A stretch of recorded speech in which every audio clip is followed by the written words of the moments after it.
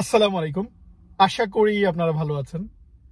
আমরা যখন ওষুধ বানাই, ওষুধের বিভিন্ন ডোজ থাকে, ডোজেস ফর্ম থাকে এবং নির্দিষ্ট অন্তর অন্তর আমাদের কিন্তু ওষুধ খাওয়া লাগে।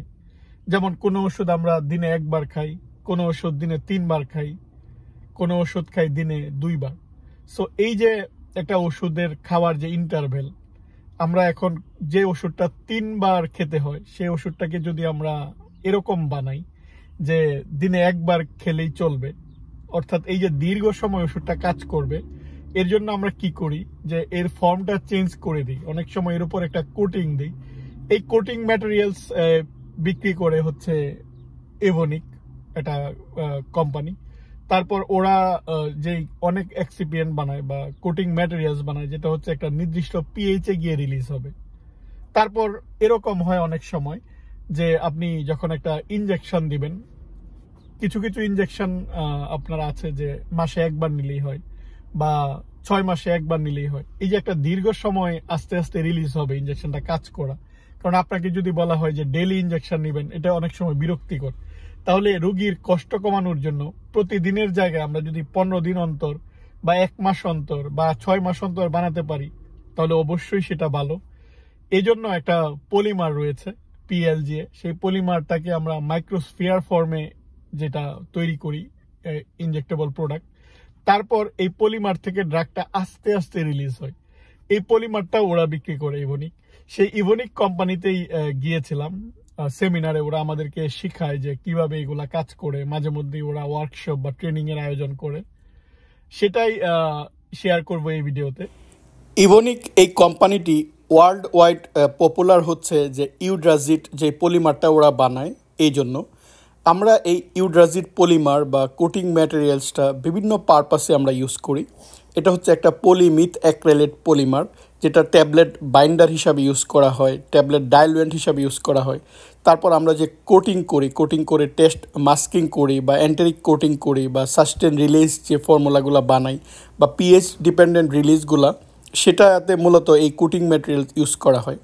আমি আসছি নিউ জার্সিতে, ওদের যে আমেরিকার হেড অফিস, এই জায়গায় ইভোনিক প্রায়ই দেখা যায় আমরা যারা ফর্মুলেশন সায়েন্টিস্ট হিসাবে কাজ করি তাদেরকে ওরা ট্রেন আপ করে তাদের এই কোটিং ম্যাটেরিয়ালসটা কিভাবে কাজ করে, এর মেকানিজম কি, তারপর কোন ফর্মুলায় আমরা কোনটা ইউজ করব। আমি কি এখন সাস্টেন রিলিজ বানাতে চাই, নাকি আমি একটা ডিলে রিলিজ বানাতে চাই, নাকি আমি একটা ইমিডিয়েট রিলিজ বানাতে চাই। সো আমার টার্গেট অনুযায়ী আমি কোন ইউড্রাজিটটা ইউজ করব, সেটা কিভাবে কাজ করে, তারা এই সম্পর্কে আমাদেরকে ট্রেন আপ করে। এবং এই ট্রেনিং সেশনে ফর্মুলেশন সায়েন্টিস্ট এরা উপস্থিত থাকে।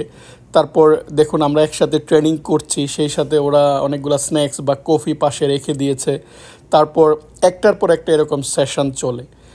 ওদের যে ম্যাটেরিয়ালসগুলো রয়েছে সেই ম্যাটেরিয়ালসগুলো কীভাবে কাজ করে, তারপর আমি যে পলিমারটার কথা বললাম, সেই পলিমার লং অ্যাক্টিং ইনজেকশানে এই পলিমারটা কিভাবে দিতে হয় বা এটা কিভাবে রিলিজ করে, এই প্রতিটা জিনিস ওরা সুন্দরভাবে আমাদের বুঝিয়ে দেয়। বা কারো যদি কোনো প্রশ্ন থাকে কিভাবে ড্রাগ ডেভেলপমেন্ট করতে হবে, সেই রিলেটেড অনেক কিছুই কিন্তু তারা এখানে উত্তর দিয়ে থাকে। এবং যারা এই ক্লাসগুলো নেয় তারা দেখা যায় এক একজন 20 বা 30 বছরের অভিজ্ঞ। সেই সাথে আমাদেরকে ওরা লাঞ্চ প্রোভাইড করে থাকে। সব মিলিয়ে খুব সুন্দর একটা আয়োজন। এবং ওদের দেখুন একটা ক্যাপসুল শেল রয়েছে, আপনার যেই পিএইচে আপনি রিলিজ করতে চান সেই পিএইচেই কিন্তু এটা রিলিজ হবে।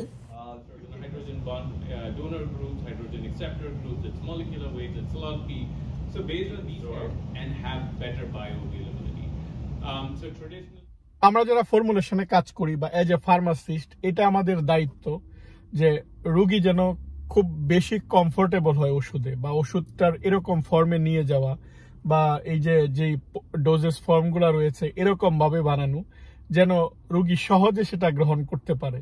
একটু পরপর যেন ওষুধ খেতে না হয়, বা অনেক সময় ইনজেকশন নেওয়াটা বিরক্তিকর, সেটা যেন 6 মাসে একবার নিলেই চলে। এই জিনিসগুলো নিয়েই কিন্তু বর্তমানে কাজ হচ্ছে, প্রচুর গবেষণা হচ্ছে যে কিভাবে এটাকে আরো সহজ থেকে সহজতর করা যায়। এই জন্যই নতুন নতুন কোম্পানি এগিয়ে আসছে। আর কেউ যদি ভালো ফার্মাসিস্ট হতে চায় বা ভালো ফর্মুলেশন সায়েন্টিস্ট হতে চায়, তার এই নিয়ে একটা ব্যাপক আইডিয়া থাকা দরকার এবং ব্যাপক পড়াশোনা করা দরকার। এই বিষয়গুলো নিয়ে নিয়মিত কথা বলার চেষ্টা করব। আজ এই পর্যন্তই। আল্লাহ হাফেজ।